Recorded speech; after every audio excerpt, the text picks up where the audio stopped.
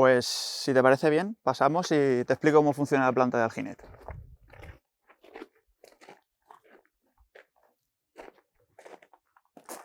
Empezamos por lo que nosotros denominamos depósito de agua bruta. Aquí es donde recibimos el agua desde el barranco hondo, contaminada en nitratos. Aquí la almacenamos, es un depósito de unos 20 metros cúbicos más o menos, y de aquí pasamos dentro.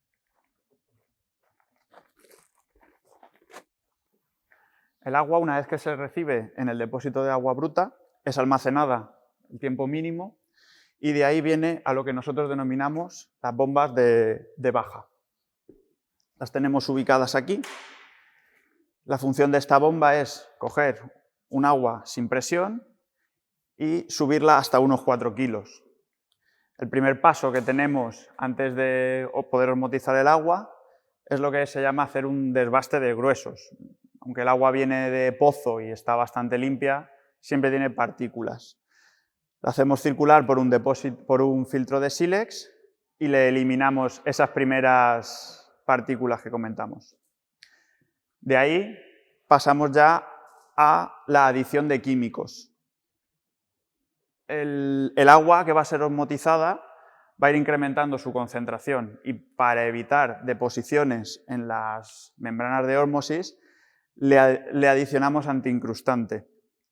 En el caso concreto de Alginet, como el agua que se recibe es un agua que se sirve de un sistema en alta, viene clorada. Aquí además entonces hay que administrarle lo que llamamos metabisulfito sódico, un reductor de cloro. El cloro, si entrase dentro de las membranas, las degrada y las estropea, reduciendo a cero su vida útil. Una vez que hemos adicionado los químicos, pasamos por lo que es la microfiltración. Es un segundo desbaste de seguridad para evitar que partículas superiores a 5 micras entren dentro del cuerpo de la bomba de alta presión. Cuando ya tenemos filtrada y con seguridad el agua, la metemos dentro de la bomba de alta presión.